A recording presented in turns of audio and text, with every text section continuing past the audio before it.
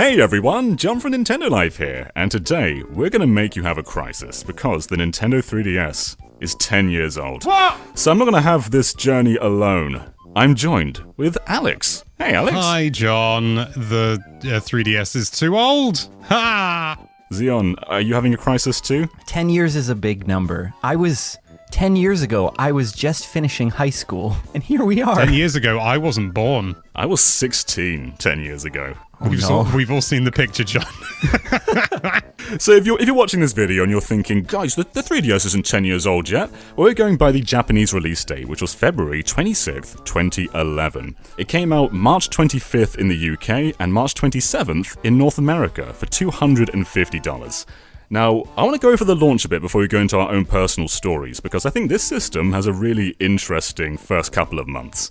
So it launched around this time 10 years ago in just blue and black for $250. But prior to this, just a few weeks before that, Pokemon Black came out on the Nintendo DS. So the big Pokemon games skipped the brand new system, much like they usually do, like with Ultra Sun and Ultra Moon. But I think what's interesting about that, though, is the 3DS's actual launch lineup didn't really have very many heavy hitters. So on the Nintendo side, we had Pilot Wings Resort, Steel Diver, and Nintendogs plus Cats. Third parties kind of picked up the steam a bit with Street Fighter 4 3D Edition, which admittedly is a very good game. But apart from that, there wasn't really much of value. We had Ghost Recon, which was a very good game as well. We had Monkey Ball 3D, which is my least favorite game in the series. And we had little else. The Sims 3, Rayman 3D, which is a port of a port. So, what do you guys think of that launch lineup? Was there anything that really stood out there? And can you understand why the system didn't perform too well based on that lineup? I can indeed. I did not have a 3DS at launch, and I think largely that was due to, well, partly due to the fact that I was at university and money was not abundant, shall we say. I knew friends who got it, but I also knew those same friends who were like, none of these games are exactly screaming. I mean, I seem to understand that Pilot Wings was pretty good, but I was actually, I wouldn't say a late adopter, but I did not get it right away. I got it on launch day, because my birthday was March 19th, and I was still 16, I didn't have a proper job then, so I agreed with my mum that I would split the cost of the system. So I was saving up for months and months, and my mum paid the other half. So I did get it launch day. I got it with Street Fighter 4 and Rayman 3D. And I was satisfied. You know, it was still a big jump over the DS, like playing Street Fighter 4, which was a console game at the time. There was no handheld version. Playing that in the palm of your hands, and in 3D, that did still wow me. But I could understand why the general audience wasn't going out in waves to buy this system, because there wasn't really a big IP to really push it back then. Yeah, I think my problem with it was just that there wasn't that big Nintendo title to wow you. I mean, we did have titles like Pilot Wings, which unfortunately, I didn't buy it when it first came out, and I have it now and still have never played it. I picked up Nintendogs and Cats as my launch title, which, yeah, go ahead, laugh it up, boys. It's a good game. Yeah, I enjoyed it, but I think I would have had a lot better time if I didn't play the original Nintendogs. Like, sure, there were Cats now, sure. The graphics were better, but it just didn't do anything really for me. And I wish I would have picked up something like Street Fighter instead, or even, did you say Monkey Ball was a launch title too? Yeah, Monkey Ball 3D, but every level has these barriers, and Xeon, I don't like talking about this game, it makes me angry. Well, I guess maybe I should be glad that I didn't play it, but looking back, I feel like Nintendogs was the kind of game that I only spent like a half an hour with at a time, and then, you know, I put it back down, and yeah, I just the launch lineup had a lot that I wish there was just something else from it. But I could see, you know, the way that you mentioned it, that there were better titles. Maybe I just didn't pick the best. Maybe you should have played all those classic DS games you got, which were compatible, which was, well, it was nice, at least, even if you had great big black bars at the side. But, I mean, you mentioned, John, that Pokemon Black 2 and White 2 came out? It's just the vanilla Pokemon Black and White. So Pokemon Black 2 and White 2 came out quite a way into the 3DS's life cycle, and again, skipped the 3DS. Oh, classic Nintendo move. It's funny you mentioned that, Alex, because after looking through my play log on my 3DS, which is still one of the best features of the 3DS in comparison to the Switch, I still don't know why the Switch doesn't have a traditional log like this. I'm still bitter about it. Yeah, I can see though that the majority of games that I played around the launch lineup was like I played Rhythm Heaven, Pokemon White, even Golden Sun Dark Dawn, like Elite Beat Agents. Those were the majority of the games I was still playing around the time that the 3DS came out. So we're getting to expanded playtimes a bit later on, but Pokemon Black is my #1 most played 3DS game. And wow. It's not even a 3DS game. It just kind of goes to show how little there really was at the time, and I wanted to play my brand new system, but there just wasn't that much there. So I guess going forward a few months, we had Resident Evil: The Mercenaries, I believe in May, which, yeah, that was a cool game too, but again, it's kind of like a mix of other games in the series. It's nothing that's going to sell the system. And from there on, there wasn't really a great deal from both third parties and Nintendo. It took until June, with Ocarina of Time 3D, for this to really have a killer app. But I think you can still argue that's an N64 game. That didn't really push the system. What did you guys think about that game? Did you pick it up?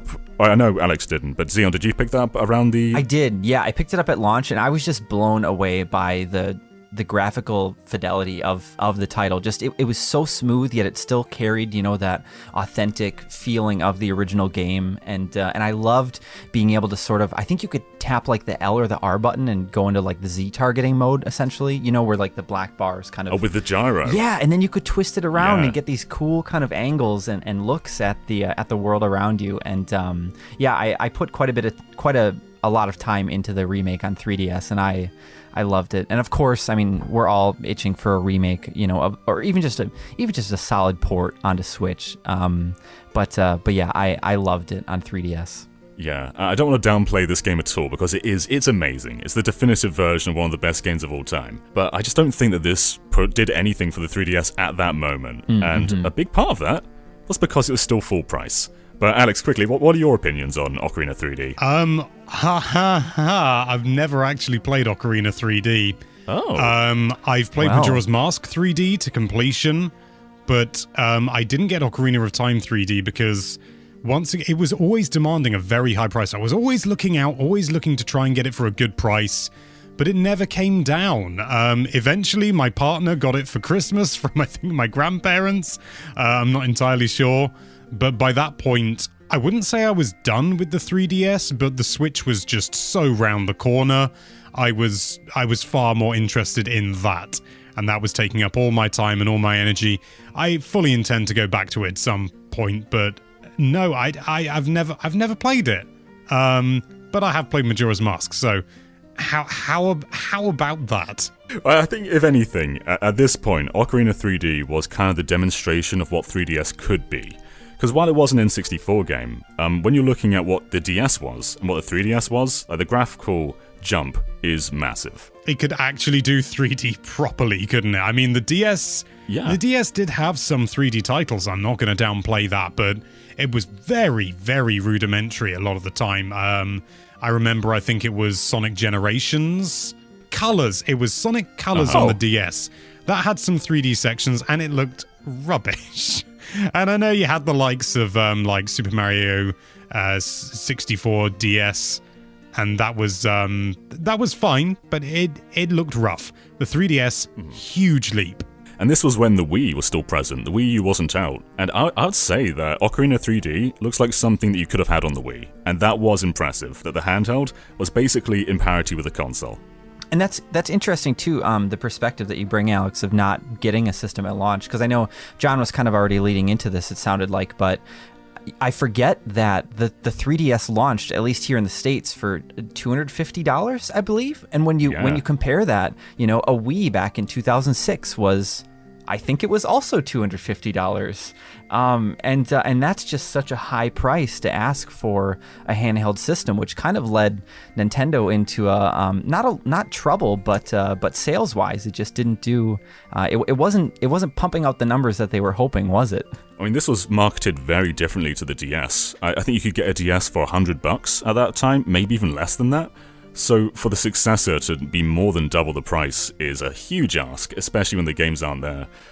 So yeah, let's go into that. So actually, the following month, first we had Star Fox 64 3D, which again is kind of the Ocarina of Time thing, where it's cool. It's definitely the best version of the game in my opinion, but it's not going to be pushing units. So a few days after Star Fox, on July 28th, the 3DS went from $250 to $169. Almost a $100 price cut.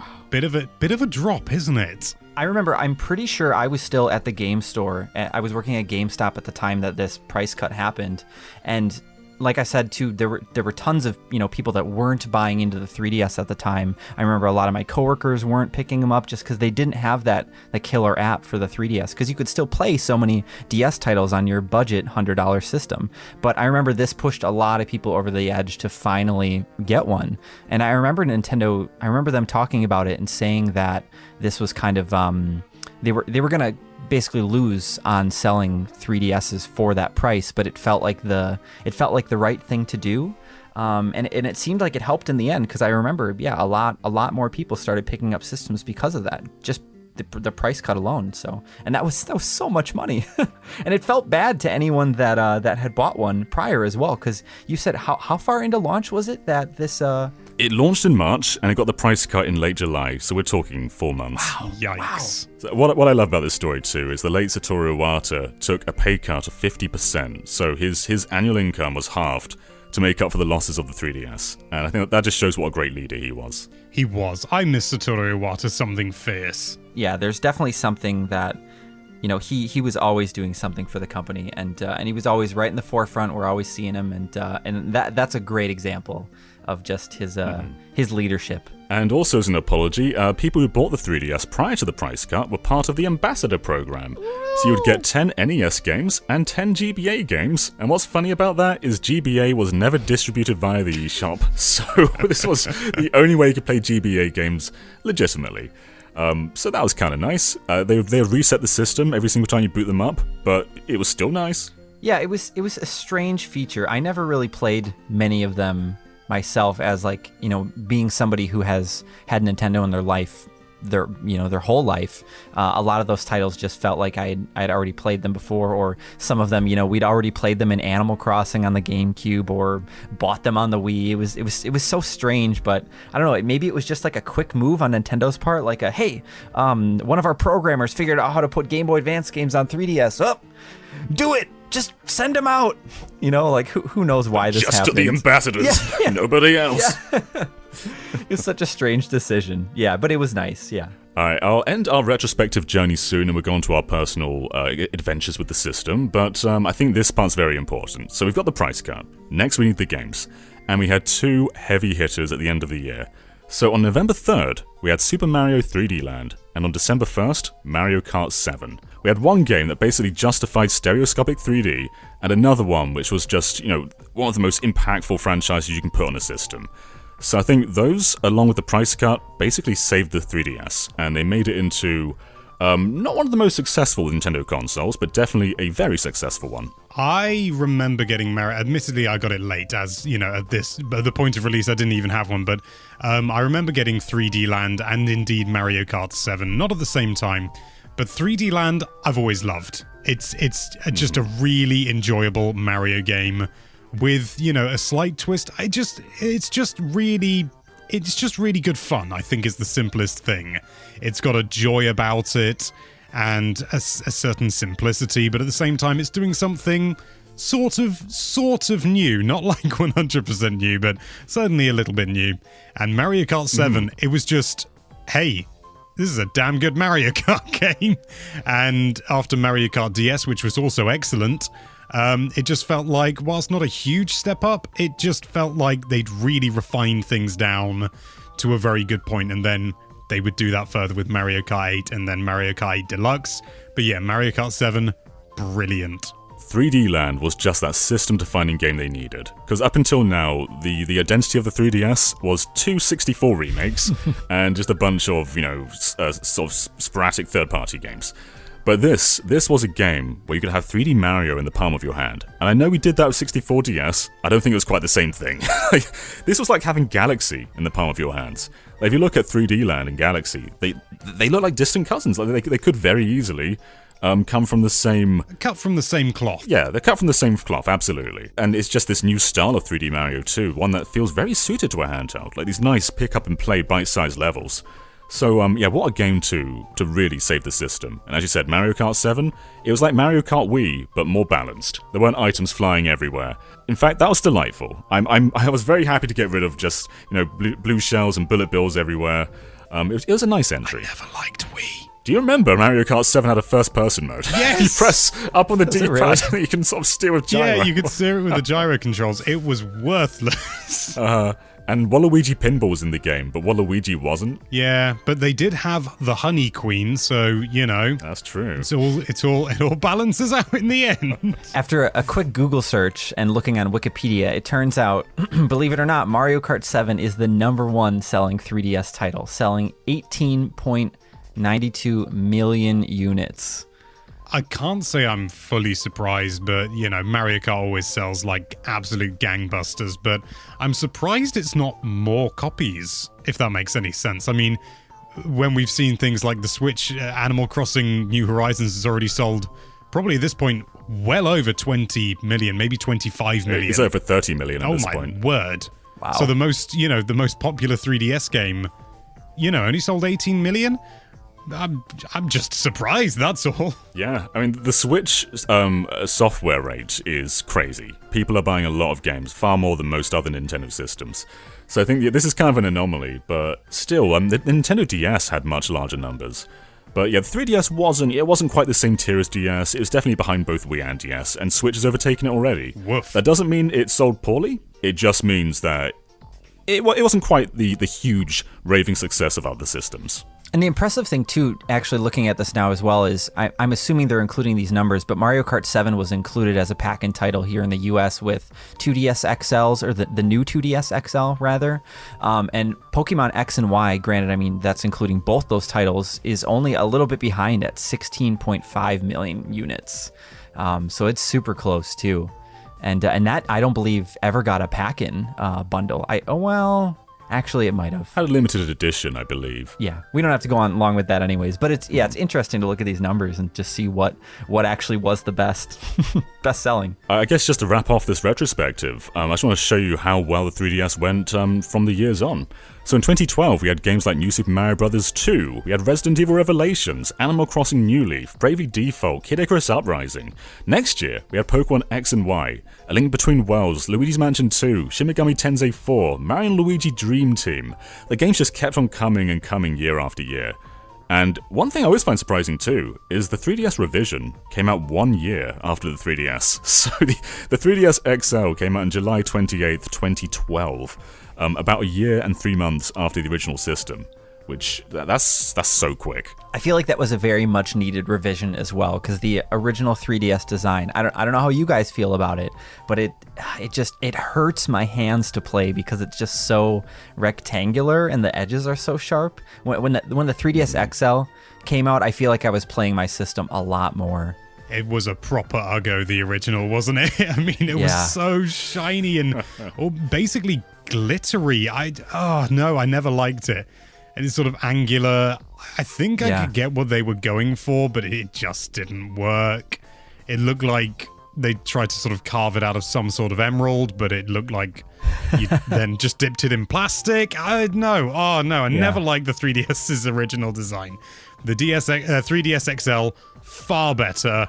That was a just simpler, nicer, better design. Yeah, the battery life too was, I remember, atrocious on the original. It was so bad that Nyko, I think it was, made battery upgrades that you could get that came with, a special charging dock that kind of was similar to the dock that the 3DS originally came with, which that's such a weird concept thinking back on it now. Like, I remember being, why do I need this dock? But it's kind of cool anyways. And now here we are with the Switch. We have a dock again, and phones have fast chargers and all this crazy stuff. Just Nintendo predicting trying to be ahead of the curve again. Yeah. So Alex, whenabouts did you pick up your 3DS? I'm glad you asked. I've got my activity log open so I can see the first day that I played the 3DS, and that just so happens to be the 15th of June 2013. And that was 2 years in. Yeah, that was later than I thought, I must admit. I thought I got it in 2012 or something, but apparently not. The numbers don't lie. And I fully remember how I got it. and it was a little bit of an ordeal. Still at university at the time, obviously. But I was in uni, and I was back for the summer, and I'd wanted a 3DS for a long, long time, always forwarding after the 3DS XL. And Animal Crossing was out by that point, and I was just so desperate to get it. Money was tight, but I basically threw caution to the wind and thought, you know what? I'm sure I'm not going to die. So what I did is I decided to go and get it. But in order to save money even further, I wanted to, find the best deal. And I found a very good deal. I think it was £120 at a local supermarket that is in the UK. But there was none in stock pretty much anywhere because, funnily enough, it was very popular at that price. But there was one in stock in a nearby town that was about 8 miles away and not easily accessible by bus, and I couldn't drive at the time. So I biked it, and 8 miles on a road bike is not really anything, but bear in mind I was ludicrously unfit, and I wasn't on a road bike, I was on a mountain bike, which weighed I think about 10 kilos, or probably way more than that. I have no idea now that I say it out loud. But it was not an easy ride, to say the least. And I cycled there with my friend who was also on a mountain bike, but about 4,000 times fitter than I was. And it was... it wasn't actually on a dual carriageway, which for our American viewers is kind of like a mini motorway with 2 lanes on either side. I wasn't actually on it, but it was kind of parallel to that. So it's not even like it was a pleasant ride. And I got to the shop, and I'd already pre-ordered it, or not pre-ordered it, but like reserved it, paid for it, cycled all the way back, nearly fell off my bike, God knows how many times. It was good fun in its own sort of weird, twisted way. I got it back. I couldn't really afford... it wasn't that I couldn't afford. There weren't any copies of Animal Crossing New Leaf there. And so it kind of made me sort of think twice about it, and I was just But I took it home, and I thought, you know what? Sod it. So I bought the digital version. And... it took over an hour to download. I know, because it says I used the eShop for over an hour in my playtime.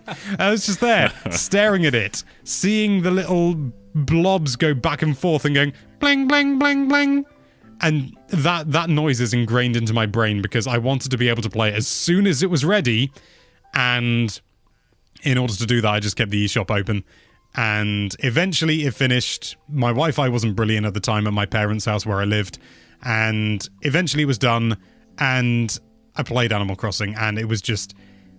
I don't want to say it was magical, because at the end of the day, it was playing a video game, but it really was. It was a very strong memory of mine. I remember laying, sort of being on my bed and everything, and just playing Animal Crossing, and having a wave of memories come over me, and listening to the wonderful music as well. The music was such a big upgrade compared to Wild World, which was the last one I played. I never played Let's Go to the City, or City Folk as it's known across the pond, until much, much later.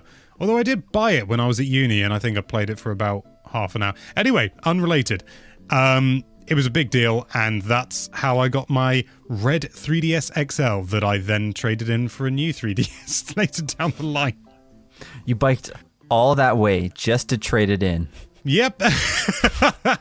I find that Wild World is quite tough to go back to. I went back to Wild World in the lead up to New Horizons, and it runs at like 20 frames per second. So the jump from that to New Leaf is immense. There's a huge technical... I think it may even be like 15 frames a second. I don't have the numbers in front of me. It's pretty bad. But yeah, it's rough. It's rough as hell, and the textures...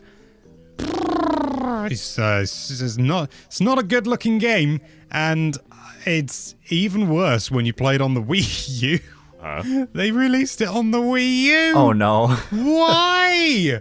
Why would they release it on the Wii U? I think I had to review it. I think I gave it a pretty poor score in the end. I'm going to look it up. John, pause. Oh, I gave it a 6. It was good for its time. It just hasn't aged well compared to the new Absolutely. It was just, I was reviewing it as it was on the Wii U eShop, and I love Wild World. I have so many fond memories of playing it on holiday and things like that. But yeah, releasing it on the Wii U, not a good move. Also, not especially relevant. No, not relevant at all to the 3DS. So, Xeon, what was your journey when you first got the system? What did you get? How did you get it? Was there an adventure? So I just quick have to say, sometimes I miss the days of us not really knowing what frames were. Like, I think I played Harvest Moon's A Wonderful Life Special Edition on PS2, and whenever it rained, the frame rate just chugged. It was so bad. But at the time, I just thought it was weird. And eventually, like, now I look back and I'm like, no, that was the frame rate. It was just terrible. But as far as my 3DS journey goes, so I mean, I picked one up at launch. I picked up Nintendogs, and I think it was one of those scenarios where I don't have many memories around picking it up. I just know that I got it on day one, and I bought it because it was a new Nintendo system, and I had to have it, sort of thing. And but so I don't really have any crazy stories as far as that goes, but is this a good time to flesh out some memories of just the system, or are we holding those back? Sure. Yeah. So I after looking at my play log, Street Pass Me Plaza is, let me see here, let me double triple check, is my third most played game. I put 88 hours into that, and I've collected every single puzzle piece that's available in the game, and I wish something, spoiler alert, nothing happens if you do that. Xeon! It feels good in your heart. That's what happens. For me. Oh, I'm just saving you the trauma of discovering that there's nothing at the end of the rainbow, but the big old completion. I think you actually get a star on the game saying that you completed it or something that. That's true. That is something.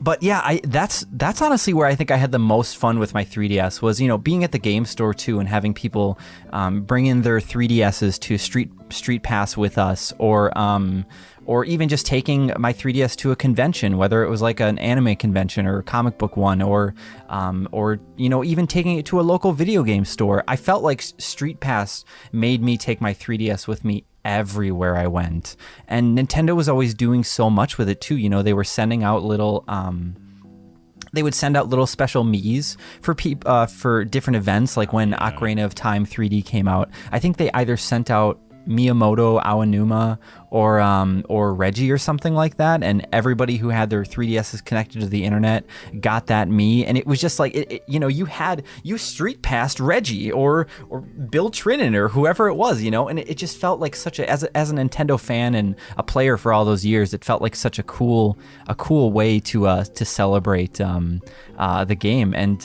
yeah, I think my most fond memories of the 3DS come from that, especially like there was one time where I'm pretty sure I've told you guys about this, but me and my buddy Aaron, we were at an anime convention and there was nothing to do. It was like 11 o'clock at night. And, there was like a rave going on and there was a game room where people were playing games, but instead we decided to walk like up and down the halls of the convention, like down hotel hallways, and we just took our 3DSs and we just were Street Pass farming. It felt like we were playing an MMO because we would get our 10 Street Passes, because I think that's what it maxed out at. We would get the puzzle pieces. We would play Find Me, the RPG one, and we would go through the dungeons, and yeah, it was just it was a great experience. And I played a lot of Animal Crossing and Pokemon X, and I have lots of good memories with those too, but Street Pass really just takes the cake for me. I miss it so much. It was a very special feature. I wish the Switch had something similar.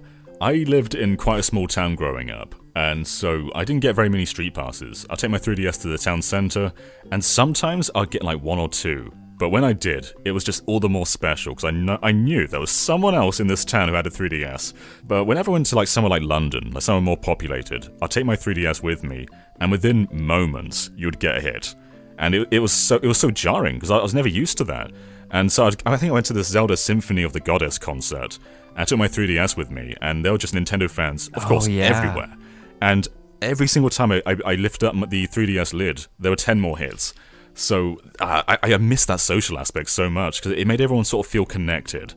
And I don't think I really used the Street Pass features for their own in-game use. Like, I know 3D Land gave you like items or something like that if you crossed with someone. I kind of just stuck to the puzzle pieces. But even so, I really miss this feature. Are you saying, John, that you did not play Street Smash? I barely play Street Smash. It's one of my Smash holes. I beg your pardon? I don't even know what Street Smash is. It's just a feature on Super Smash Bros. For 3DS. You like flick these discs around, and it's a thing. It exists. Weird. It's my big gaping Smash hole. Man. I loved Street Pass as well, but I've got very similar strong memories to you, John, of not really getting many hits. Certainly not when I was back at my parents', because small town, and then, I'd very much, if I went to the local town centre, I would get a few, I'd get a few hits, but then you go to London, sit on the tube, and you're just pouring in, and even more so if you went to a convention or something like MCM. I went to MCM once when I was at uni, and yeah, it was worth it for the street passes alone. Like, I was never like mega into it, but it was always just pleasing. It's just a pleasing thing. Speaking of pleasing, it's crazy how how excited we can all get behind a blinking light. Like when the Wii, when that blue bar would turn on and you knew you had a new message on your Wii, or there was some sort of update or something. The 3DS brought that along very similarly by, incorporating, I think it was a green light maybe whenever you got a street pass or a spot pass. That's right. That sounds about right, yeah. And it's, whenever you saw that light, you knew you were in for something. And it wasn't even really anything that crazy, but I remember, it just always made my day to see that. Definitely more exciting than the blue light on the Wii U gamepad, which usually said, "Hey, there's a great big sale on. We're taking 5% off Super Mario 3D World or something." All right, let's get even more personal. So I want to talk about our activity logs. Mine is split across two different systems, so I can't tell you how many games are actually on here because there's some duplicates. But on my primary 3DS, there's 246 titles, and on my other 3DS, there's 97. And there's some crossover there. So I'd say there's probably around 300 in there total. What kind of quantities are you guys rocking on your 3DSs? I've only got 127 titles played, I'm afraid. So I'm not exactly rolling in it, but again, money was tight. I was at uni. That's been coming up a lot recently, but no, it is true. Money was tight. I remember getting Super Monkey Ball 3D, John, your favorite game, as a birthday present from my housemates, and it was really sweet because it was that, and I believe Shinobi. Do I mean Shinobi? Oh, Yeah. Yeah, Shinobi was quite a nice one. And bless them, but yeah, Monkey Ball isn't great, but yeah, it was what they could afford, and I appreciated it massively.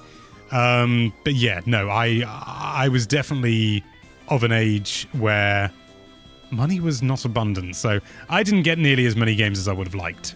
I'd say I was at the age where I got my 3DS just before I got a part-time job, and then I got my part-time job, and I had nothing else to spend that money on apart from games, so I was pretty in it.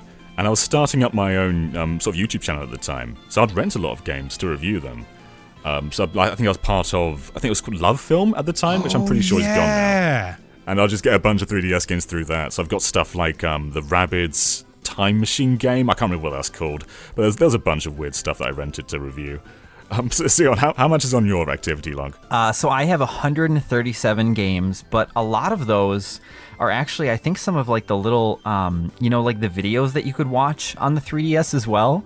Right. I have a lot of those that are also included because the activity log includes every single app that you've ever used on your 3DS. So, funny enough, I'm not sure where it compares for you guys or any of our watchers, but my system settings is actually my 18th most played title with 16 hours. And I hope a lot of that is just coming from updates, because otherwise that's a lot of time I'm just never going to get back. You just really needed to get those internet settings just right. Apparently so. But otherwise, I've spent 13 hours in the activity log. What was I doing for 13 hours in here? Analyzing your activity log, I think. I guess so. keeping track for all your reviews. I was definitely more of a quantity over playtime guy, because I've got a lot of games in here, but very few of them are above the 50-hour mark. So I guess we'll just go ahead with what's our most played title? Because for me, my most played title was Pokemon Black, again, not a 3DS game, at 234 hours. Wow. What about you guys? I've got Pokemon Y at 156 hours. Oh man, I'm at Animal Crossing New Leaf at 207 hours. So, well, yeah, they're all pretty up there. Let's do our top 5. So next up, again, this is not a 3DS game, this is another DS game. I think I was playing this during the waiting period between 3DS and, its games. But then it was Pokemon Soul Silver at 90 hours. For me, it was Animal Crossing New Leaf at 146 hours. Nice. And 57 minutes. I'm at Pokemon X with 105. And the only reason I ever did that was because I made a bet with my buddy Zach that him and we would both beat. I think I had to beat Pokemon X, and he maybe had to beat, like, BioShock Infinite or something. I hope if he's listening that he will correct us. Two very comparable games. I know. It was both games that we just weren't finishing, and but it wouldn't be my number 2 without him. I've actually got a bit of a correction, to be honest. So my third one is Super Smash Bros. For 3DS at 88 hours, but on my other 3DS, I've spent 15 hours on it, so that's over 100. And I want to talk about Smash a little bit, because I've wanted a portable Smash game since the GBA. I remember playing Melee and being like, I want this on the go. And we got that on 3DS. A fully functional, portable 60 FPS Smash that had complete parity with the Wii U game. The content in this was ahead of Brawl, the last console. There was so many characters, so many stages. It's remarkable that this game exists. Yeah, I was over the moon when they announced it, because... yeah, there was the Wii U, but I didn't have one at the time, but I did. I bloomin' did have a 3DS. I did then later get a Wii U before it came out, but, regardless of that fact, the 3DS, and yeah, it still just kind of baffles me that they got it running, and not just got it running, but got it running so well. It's brilliant. Yeah, I know some people hold this one a little bit to an odd standard because they feel like it sabotaged the Wii U version, and it did. If it weren't for 3DS, there wouldn't be Ice Climbers. But I still feel that this is just a very special game, and I'm always just thrilled to know that they could pull this off. Yeah, that's a really good point. I forget, because we ran a lot of tournaments back at the game store with the Wii U version, and that was the competitive way to play, so it sort of gets overshadowed for me in that aspect. But I do forget about the times where this was the only game, or this was the only way to play Smash 4, if you will. And yeah, because how much do you guys know how much earlier this released than the Wii U version? Was it only a couple months? I believe this was September, and I think Wii U was either October or November. Okay, sure. Wasn't it December? It might be December. I seem to remember something about it coinciding with my birthday, which is in December, but I could be wrong. To Google. So it was November. It was December in Japan, but November for the rest of the world. I was in Japan at the time. I wasn't. But you're right. Yeah, just the fact that we got a fully competent Smash on the go is we didn't have anything like that. I mean, I think there was like a Jump Superstars on DS that was kind of like a Smash clone, and we probably had some things that were a little more similar. Oh, there was a Cartoon Network game that I think was like a Smash clone also. That's right, I remember this. But yeah, this was the full fat real deal. My number 3 game is going to please quite a lot of people, and I'm guessing it's not going to be on your list. I'd love you to prove me wrong. It's Monster Hunter 3 Ultimate. Ooh. I remember getting this game for free due to some sort of promotion where if you bought... I don't know, you bought a game, you got a game for free. And I thought, hey, I've heard good things about Monster Hunter. It was my first Monster Hunter game. When I first got it, I played it for about 2 hours, and I was so confused. I was just so confused. I did not know really what was going on. Eventually, I got into it, and I understood it. And at 116 hours, I'd say that's pretty reasonable. It means I got nowhere near G rank, of course, but But yeah, this got you into the series though. So now you're like a mega fan now.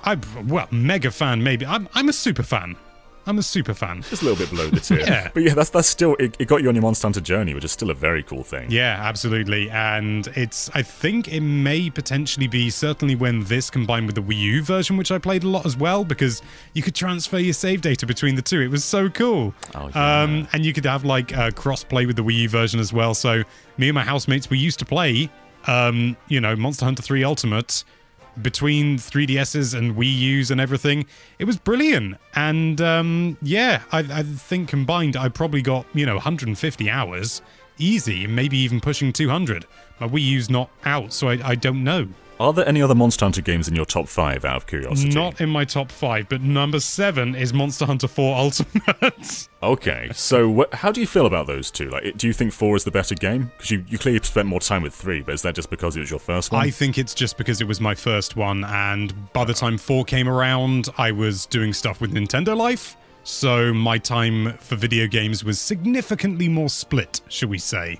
So my number 3, I already spoiled, which is it was Street Pass Me Plaza at 88 hours, which because I loved hunting those puzzle pieces. I was always spending coins. I was walking around spending extra time trying to get coins just so I could spend on the random chance of getting puzzle pieces. I loved it. And if people can't tell from my video game collection, I love collecting things.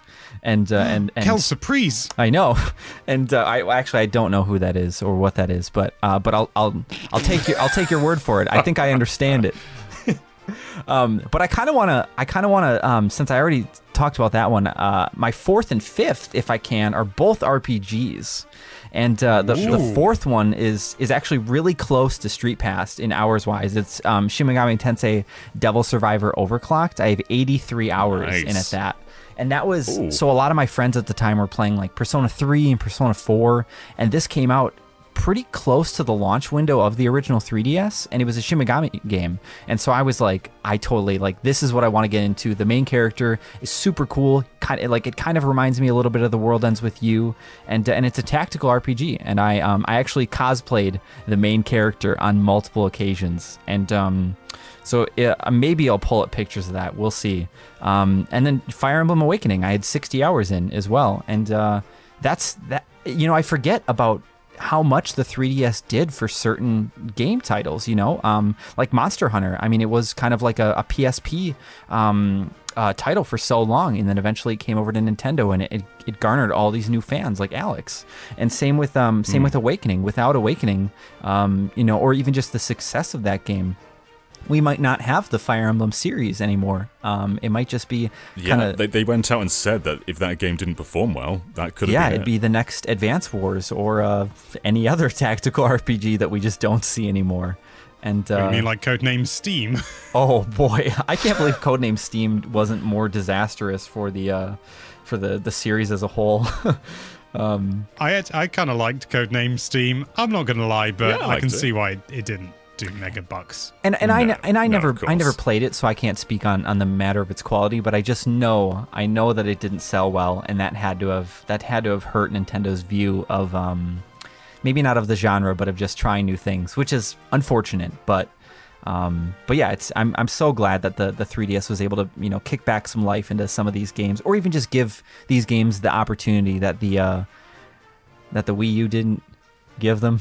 Well, my 4th and 5th are likewise RPGs, and they're both ports. So number 4 was Xenoblade Chronicles 3D, which was new 3DS exclusive.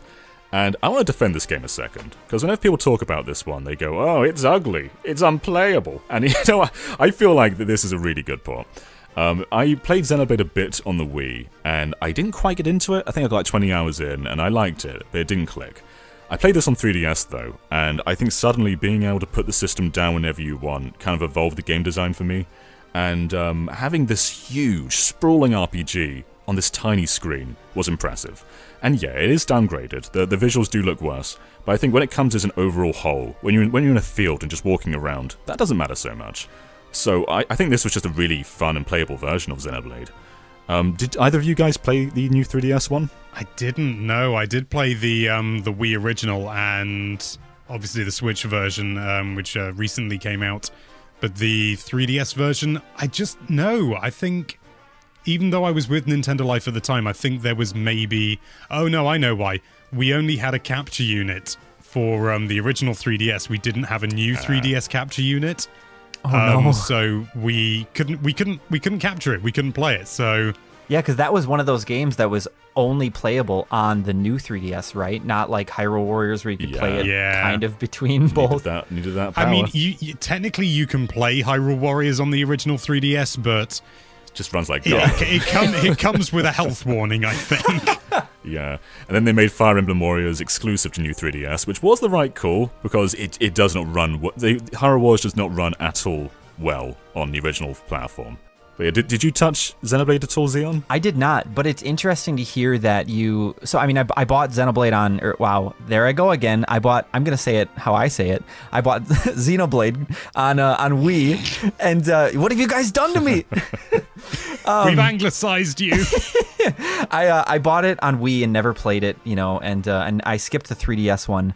And I've always wanted to go back to it. I have it on Switch now and probably will at some point. But I'm really I'm happy to, it's exciting to hear that you have had so much success with playing RPGs on the go as well. Because I look at these numbers of how much I pumped into some of these games. Like I put 50. I know this isn't an RPG, but I put 53 hours into Phoenix Wright. What was I? The original, just the base. That's not all 3 games. That's just the first one. What was I doing? Was I falling asleep? I put 48 hours. You were contemplating every decision extremely minutely. I got stuck a lot in that game, and I didn't often want to use a guide, so that it could have just been me struggling the whole time. But just leaving it on, not wanting to lose progress overnight. Yeah, that could be. But it's just cool to see how much easier it is to put time into an RPG when you're able to quickly put it down, or you're able to play it in bed or in the car or somewhere else. Because now that I'm replaying Pokemon Blue on my original Game Boy Color, I'm finding a lot of success with just being able to pick it up anytime. Mm-hmm. And it's cool to see that you put so many hours into RPGs on 3DS too. Yeah, putting it in standby too, which you actually can't do on Game Boy, is such a lifesaver for RPGs. And I guess Sion did his fifth as well, so I'll do my fifth because it's quite similar. Dragon Quest VIII, which was a late one, that came out I think 2 months before the Switch. And I was kind of off the 3DS at that point. I thought, I'm all in on the Switch now. The presentation already happened. I'd seen Mario Odyssey, I'd seen Breath of the Wild and Splatoon 2. But I got this in for review, and I never played this game before on PS2, and it just clicked. I never really played Dragon Quest before this either, and all of a sudden, the charm of this franchise just sunk its teeth into me. And if it weren't for this, I wouldn't have gone on to play 11, or 5, or 9, or all the other games in the series. And yeah, it's just such a nice, charming little adventure. And it reminded me, even though I was excited for the Switch, it reminded me the 3DS still has a bunch of value in what it is as a system. So Alex, we've gone on to our 4th and 5th ones. What are yours? It will make absolute sense when I get to it, and you guys know about this, but I'm actually going to do my 4th, 5th, and 6th, if you can believe it. I'm going to slightly gloss over my 4th because it was Pokemon Moon. It was a Pokemon game. I enjoyed it a lot. And then number 5, Super Smash Bros. For 3DS, which we've already covered. It's it's an excellent Super Smash Bros. Game. Just having it on the go was bonkers. Playing online was great if laggy, from what I remember. And but number six is a ludicrously important one to me. Number 6 is Tomodachi Life. I played Tomodachi Life for 54 hours and 44 minutes. Wow. And a lot of people will be saying, how? And I don't know, to be brutally honest. I seem to remember it came out just as exams were happening at uni, and then exams were over, so, we were just sort of mucking around. I think we all decided to get Tomodachi Life in the household, and so we were all kind of sort of going back and forth and sharing the weird things that were happening. And there was nothing happening, and we'd all spent quite a lot of money on this game because it got at launch. And so we made the most of it. And I seem to remember one of my housemates fell out of it after not an enormous amount of time. But I think me and one of the others kind of went on with it. But the reason it's so important is because this is the game that realistically got me my job here doing this. Wow. And it's not because, I approached Nintendo Life and I was like, hey, I've got, Tomodachi Life video ideas or anything like that. The site was running a sort of I think it was a promotional thing with Nintendo UK where it was called it was a play on something like, Days of Our Tomodachi Life or Lives or something. And there was a caption competition. And basically, it was just, Satoru Iwata and a load of other people putting coins in this piggy bank. It's like a donation thing in the game. And Satoru Iwata was the one doing it there. And I said Satoru Iwata checks on the Wii U sales figures or the Wii U profits at the time or something along those lines. And it was, a caption competition where the prize was to be featured, your me would be featured in a future episode, and there was like a little video series and everything. I won! And then, because I won, I got contacted by one of our bosses, Damien, and then I got his email. And I was already looking to do some writing. So I had his email, and I sent him this email just saying, like, hi, can I do some writing, but in slightly more words? He's also previously said it's the most eloquent email he's ever received. So I'm quite happy with that. And so I started writing for Nintendo Life, just doing it voluntary. And, I was still at university. I think my final grade actually suffered as a result. But I hedged my bets and thought, nope, this could be a career. And I think it's going okay. You're doing all right. Yeah, it's 6.5 years since then. 6 years doing video. That's not too shabby, is it? Well done, man. Way to put yourself out there. Yeah, it's a bit of a bizarre story, but it's fun. And yeah, so I owe my career to Tomodachi Life, so I can never be too angry at it. Although it is a bit of a non-game, I'm not gonna lie. All hail the Virtual Boy. Yeah, okay, I've forgotten that temporarily.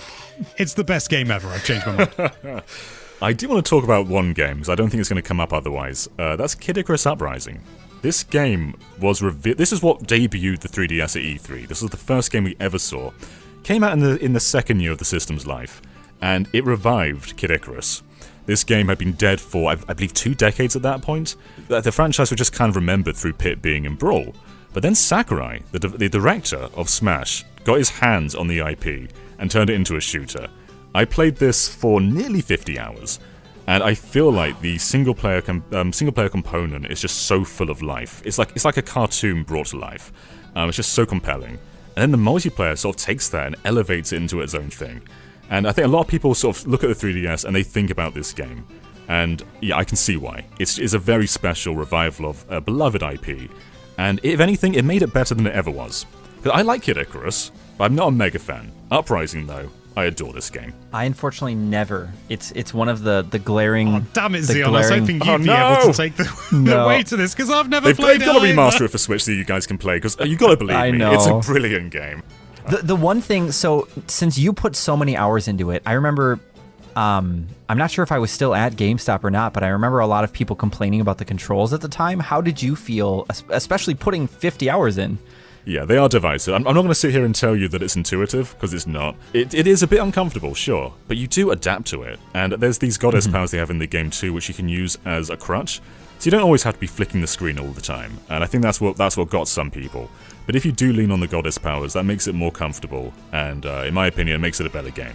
And do you feel that it was sort of the limitations of the controls that the system offered as well? Like, do you think they could have done it better with what they had? Potentially. I mean, they had the Circle Pad Pro, if you remember that thing you attach onto the 3DS. Oh, right. Yeah. And this game did support it, but only for left-handers. So it would turn the right Circle Pad into the main Circle Pad. You couldn't control both the reticule and Pit with it. So I think they could have made it better. But if there's a Switch remaster, I think this could be seen as one of Nintendo's very best. Oh yeah, the Circle Pad Pro. I had the original one for the 3DS XL.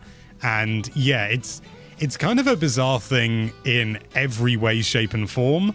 But I'm bringing it back to Monster Hunter. Monster Hunter 3 and Monster Hunter 4 Ultimate are both borderline unplayable without it. I mean, you can play it, but you have to you can use the D-pad as the second stick, and it doesn't really work, or whichever way around it is. I can't remember, but either way, the Circle Pad Pro makes it so much more playable. And I should still have mine somewhere, maybe. I think I've got mine somewhere although still. Actually, yeah. Considering I got rid of the 3DS XL, maybe I don't, but no, I've got weirdly fond memories of the Circle Pad Pro, even though it sort of really highlighted that the 3DS should come with a second Circle Pad. It's a bizarre accessory, because not that many first-party games support it, but quite a few third-party did. I remember Kingdom Hearts Dream Drop Distance, which is the only Kingdom Hearts game I've ever played. I was so confused. Wow. That supports it. Resident Evil Revelations, that supports it. I think I got mine in the Resident Evil Revelations bundle, the Circle Pad, and that supports it. And then Metal Gear Solid 3D, which I want to shout out real quick, because this often gets it gets the cold shoulder. I'm going to tell you, it's the definitive version of Metal Gear Solid 3.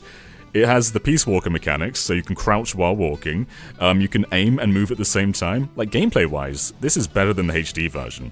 Doesn't run particularly well, but in terms of just the gameplay mechanics, this is better than any other version. They've re-released 3 a few times through like different compilations and things like that, and they've never included any of these enhancements that are on the 3DS it's stuck version? on 3DS. Wow.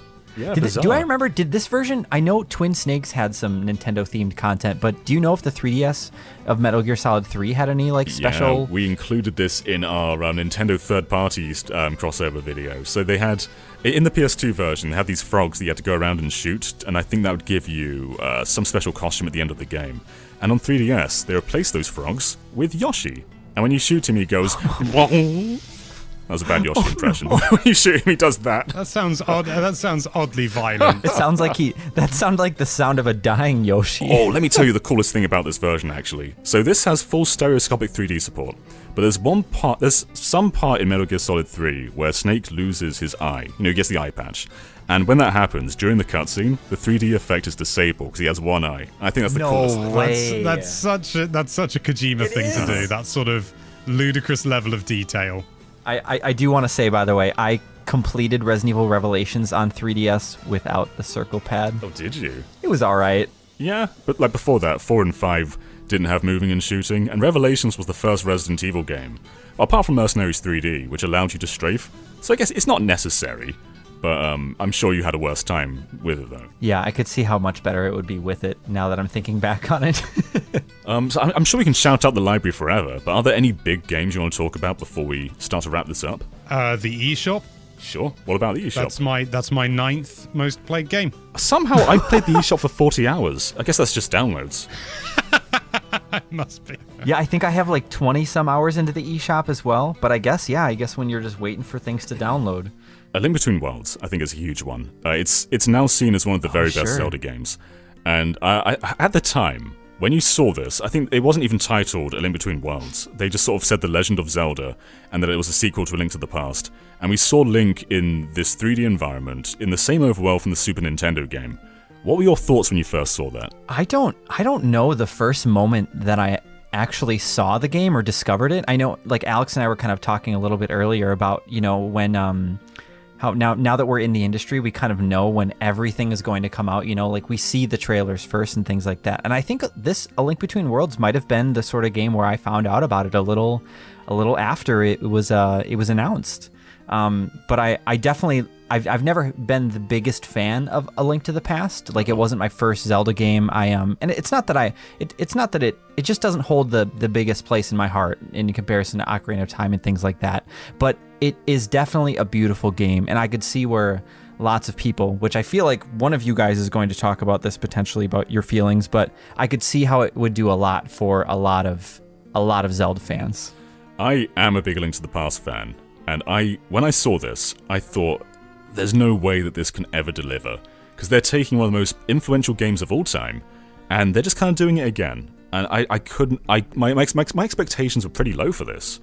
And when I went into it, and found out, like, not only does it feel better than the Super Nintendo game to control, but they somehow found a lot of originality reusing the same world, I was blown away. And I honestly do think that this is better than Link to the Past. I actually hold a lot... I really, really love this game. I got this, I think near release. It may have been a birthday or Christmas present or something, maybe. But I got it, pretty early on. And... it's just wonderful, and much like Xeon, I've not mega played A Link to the Past either. I've tried to get into it a couple of times, but I always get distracted by something shiny or something, and as a result, it doesn't have that huge nostalgia factor for me. But this game does actually scratch that same nostalgia itch for me, but for Link's Awakening. Because it is, Link's Awakening is actually very close to A Link to the Past in a lot of ways, certainly in terms of like the base mechanics. And so this kind of got into my nostalgia spot in my brain, my nostalgia gland, but for a different game entirely. So I absolutely love this game. And the fact that it simplifies so many things with just like the whatever the meter is. I can't remember what they call it. The meter, but the special meter that controls everything. When you use items, I don't know what it's called either, but yeah. When you're on a wall or using items, it got rid of the need to have arrows. You don't have to worry about that stuff because it's all part of that unified meter. Yeah, I really like that, and whilst I don't think that would necessarily work for all Zelda games, like Breath of the Wild absolutely wouldn't work, for example, but for that kind of experience, it was just brilliant. Yeah. And the fact that you could get any object at any time, key item rather, any of the objects that the hook shot and all that, whenever you wanted, and do things in any order you like. It was freeing, yeah. I don't want to downplay Link to the Past at all, because it is one of my favorite games. But I feel like that game still has some Zelda 1 roots. Like there's moments where doors shut and they lock, and it's like you've got to defeat all the enemies in the room until you can unlock the door again. That stuff is kinda in Link Between Worlds, but not so much. This feels like it's much more modernized to modern Zelda dungeon design. And there's a point where Zelda dungeons, especially in like Twilight Princess, were getting pretty linear. It's like it was quite clear where you had to go. There was never really any thought to the puzzle solving. It was just sort of use the item you got on the thing that needs the item. Whereas I feel like A Link Between Worlds moved away from that, and there's a certain ingenuity behind how puzzles are designed in this game that goes way beyond what a lot of the big 3D Zeldas were doing at the time. So honestly, I feel like this is one of the most clever games in the Zelda series. This is definitely one of those Zelda titles that, like, if you've never played an original, top-down Zelda, this is a great entry title as well. Because I feel like it wasn't too difficult. Like, I'm looking at my play log, and I put 28 hours into it, and I'm pretty sure I 100%ed the game. And it was also one of those games, too, that I didn't want it to be over. It felt like it was over. Not that it was over too quick, but that I wanted more to play. And I'm really hoping Nintendo revisits this formula at some point again. Even if not the same world, maybe they'll give us a remake. Who knows? Maybe. I mean, we got Miitopia, so if Link Between Worlds can happen, I would be thrilled. I do have one game I'd like to discuss, but not for positive reasons. Okay. It's just, I don't know what it is. It's just one of those games that I've just happened to have seen in my play log, and it's been a thorn in my side ever since I had to review it. You better not say Rusty's Real Deal. Because Rusty's... No, all right, go ahead. Badmouth Rusty. Gardening Mama 2 Forest Friends. That was the last thing they made a sequel? Yeah, I had to review it. I say I had to review it. I reviewed it. I gave it 3 out of 10 because it is rubbish. Like, it is so just to the point that it really boils my blood, but I just happen to see here, the game is listed on the 3DS as Gardening Mama Forest Friends, which is incorrect. It's Gardening Mama 2 Forest Friends. But okay, maybe it's different in Europe or something, but it hasn't capitalized Mama. So Mama has 2 lowercase m's. Is this why you reviewed it poorly? And that gets under my skin like nothing else. Dropped an extra point. I should have done. It's, oh god, I'd never played a Cooking Mama game at that point, and so I knew about the legacy and everything, so I was like, oh yeah, I'm excited for this, and it is just so tedious, so unbelievably tedious. It was published by Nintendo though in Europe, but not anywhere else. Bizarre. One thing I'm noticing is I put 7 hours into Picross 3D, but that was a DS game. Right? Yeah, that's such a bizarre title. Yeah, I think you're right. That was a DS game. And did we ever get a true Picross 3D on 3DS? I think there was a Picross 3D too, unless I'm mistaken. Okay, because I don't think... I mean, at least nothing came out physical. I mean, and that's the thing too, is there's so many digital titles on the 3DS that were worth playing. Unlike, I don't want to badmouth DSiWare, but... It was lesser. The eShop definitely had a lot more quality titles. Yeah. I think the only other title I'd like to talk about is just Pushmo, or is it called Pull Blocks? Yeah, we called it Pull Blocks, and we had 4 blocks, and then I think it was Crash Blocks, or something like that. Oh no, it was 4 blocks and then Full Blocks, as in FALL, and then sequels FULL.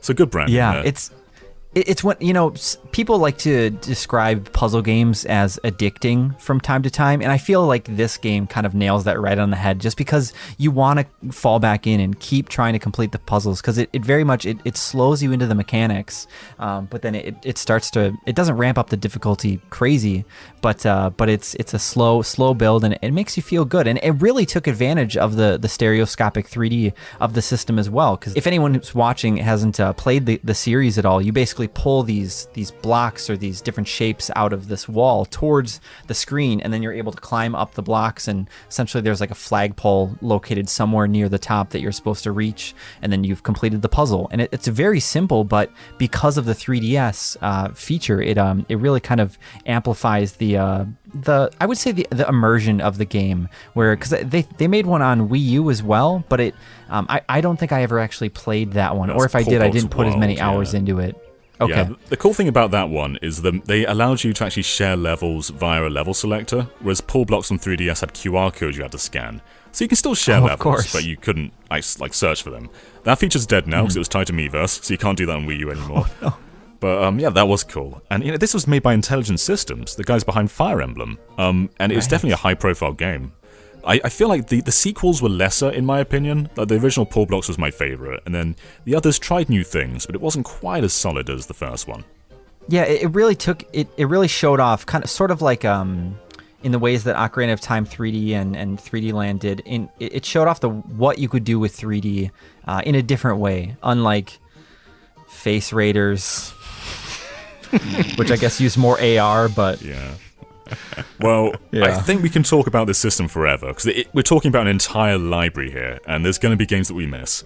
But I feel like the 3DS had such a great life, and I know people wanted it dead by the time the Switch came out, but I feel like 2017 onwards, there were some great hitters on there. We had a WarioWare game. We hadn't had a new proper one since the Wii. Not like a full new entry. We had Rhythm Heaven Megamix. We had Metroid Samus Returns. Like the first Metroid, the first 2D Metroid since Fusion. Like, we had a bunch of great things that came out post-Switch, and just taking this library as a whole, 3DS, I'd call it one of my favorite systems. There's some brilliant games out there. One of my favorite Zeldas, my favorite Kid Icarus, some great Mario games, Pull Blocks. There's so many great games. So, like, where do you rank this system? Like, do you look back on it fondly, or is it just kind of something you go, yeah, I had some good times with that? I'd say I definitely look back on it fondly, but at the same time, I don't know whether I'd actually rank it as one of my favorite systems. And I think that is probably in part, and I know this sounds bizarre, but because it was one of the first systems that I ever worked with in a professional capacity. And as a result, I played some real stinkers. So I think overall my perception is slightly lesser than is realistically fair. But overall, no, the 3DS has some absolutely phenomenal titles, and I love it to death. I hate to think how many hours I've spent on my 3DS systems overall. It's got to be, 1,000 hours or so, which may not sound like a lot for a video game console for some people, but I've generally throughout my life been a relatively busy person, and I've always juggled multiple things at the same time, so I'd say I probably put more hours into the 3DS than I did the GBA. Yeah, I think I did too. I think I definitely played more GBA games for longer, but in terms of just pure quantity, it's definitely 3DS for me. But what about you, Xeon? Like, what do you think about this system? Yeah, the 3DS is kind of, it's a weird system because kind of like Alex was saying, it has a lot of subpar titles on it, but the games that are great are absolutely amazing, and it gives you reason to go back and play and own the system. And the 3D feature as well is something that you can't find anywhere else. I mean, Sony tried a little bit of 3D with they released a special 3D TV at one point that functioned with TV. a few games. Right? Yeah, exactly. And but not to be confused with the PlayStation TV. Yeah, the exact same names. Oh no! Yeah. So the 3D alone, it gives the 3DS sort of a unique feature and it gives you reason to go back to it, unlike the Game Boy Advance, which has tons and tons of ports from the Super Nintendo or even, Sega Genesis. We saw a lot of games come over. And the 3DS sure has some games like that, like Star Fox, Majora's Mask, Ocarina of Time. Yeah, and but it also just has the ability to play DS games, which I think you know, I played a lot of 3DS stuff on here, but I played a lot of DS too. And for just being able to play those games on here as well, I think the 3DS is one of my favorite systems. And, you know, a lot of us did feel like, you know, when the Switch was out, we didn't want anything to do with the 3DS anymore. At least I can say that I didn't. But looking back on it with these fond memories and just chatting with you guys about it has made me want to go, you know, pull a couple games off the shelf and try playing this again. Because there's a lot of life in this system still, even 10 years later. In addition to DS as well, Game Boy Virtual Console. That was something that Nintendo never distributed before, and it was the first time I played Donkey Kong 94, and that blew me away. I thought I was going in for a Donkey Kong arcade port, and it was just something else entirely. So yeah, there's so much reach with this system, and it's something that I value quite highly. In fact, I think I got one of the rarest games on the system in 2020. So I went to Paris just before the virus broke out, and I got a copy of Louvre, which there's a Louvre Direct that happened ages ago, and I got a physical English copy, which now goes for, I've seen it go for £1,000. This thing can get really rare. Is it still available at the Louvre? It was when I went, and that was at 2020 in, I think it must have been January. So they had copies then, but I have heard that they've struggled to get stocks. I think I was very lucky to get one. But yeah, they had a whole stack of English copies there. Blimey. That's incredible. I think I'm going to need to make a little trip to France when everything's calmed down. So yeah, I feel like this is just a really great system, and it's a great success story that they could turn it around from what was one of their biggest failures to date. If you could sum up the 3DS in 4 words, what would it be? Street Pass Me Plaza. I don't think we can top that. Bring it back, baby. No, I think that's... I don't think we need to contribute. I think Xeon's absolutely walloped it. Yeah. Okay, so if you enjoyed this video, be sure to like it, and go to that subscribe button and view it in stereoscopic 3D, where it's coming right at you. And we will catch you all next time. Bye, everyone. 3DS. Whoa!